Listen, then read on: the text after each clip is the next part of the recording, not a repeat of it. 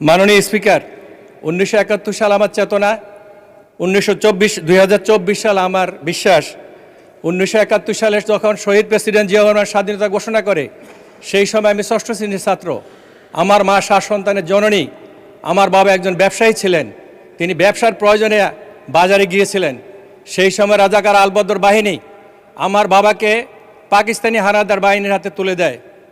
সূর্য অস্তগামী মাগরিবের নামাজের সময় আমার মা নামাজ শেষ করে দুহাত তোলে বিদ্বন্ন ভাষায় সেদিন আল্লাহর কাছে সাহায্য চেয়েছিলেন তার স্বামীকে রক্ষা করার জন্য। মায়ের কন্দনরত অবস্থায় আমরা সকল সন্তানরা মাটিতে লুটিয়ে পড়ি। সেই দুঃখময় স্মৃতি রাত্র গভীর হইতে হতে একসময় বাবা ফিরে আসে। এই দুঃখময় স্মৃতি আজও আমরা বহন করে চলছি।